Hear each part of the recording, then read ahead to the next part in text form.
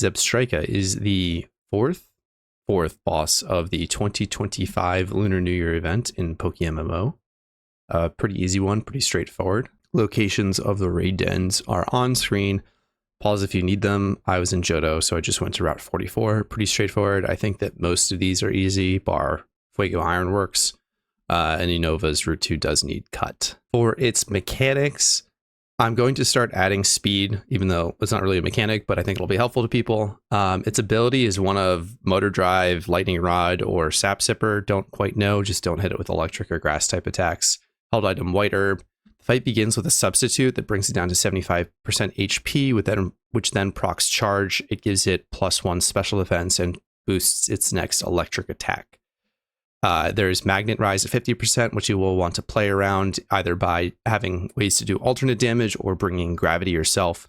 And then there is an Enrage Omni boost at around 30%. Would be helpful to haze that, though you can beat it down even with that boost.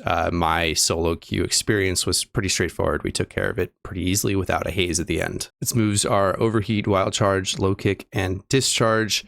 If you can encourage it to use Overheat, that's great, because then it will be doing less damage before it shrugs off the special defense drops. I believe my Marowak caused it to use Overheat quite a bit, which is a nice ground type, especially given the fact that it uses Thick Club, so it frees up an item slot. A lot of good options. Garchomp is probably great. Any ground types will really do here.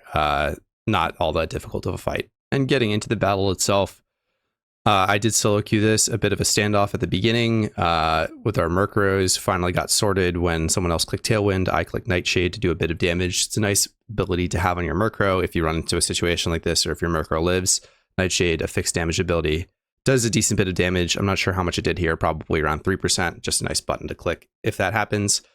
We get a haze for the special defense boost. At the beginning, you could probably ignore that. And then we tailwinded, and there was a knockoff attempt.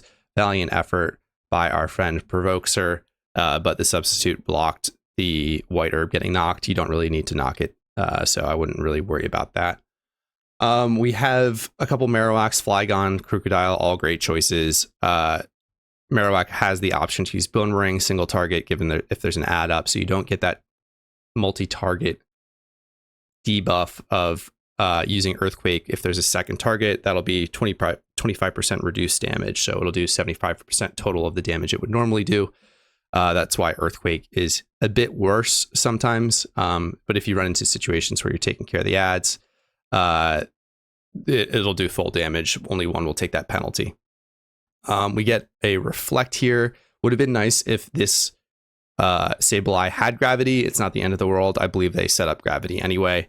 If you notice my party on the right, I did bring a Sableye to set gravity, and I have some other options, some utility options. You will see them come into play as well.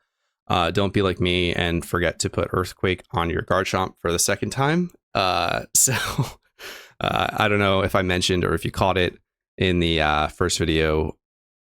What was that? Lopunny. I brought the same Garchomp and I forgot to put Earthquake on it again. So as soon as I'm done recording this, I will be putting Earthquake on that Garchomp.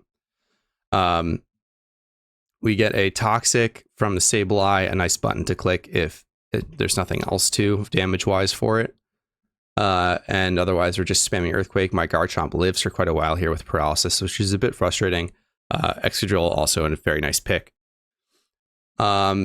If you can, special attackers have a slight edge, I would say, just because of the Stantler's intimidating is a little bit frustrating. But if you bring secondary hazes, you can maybe get a haze off that deals with the Omni boost at the end here.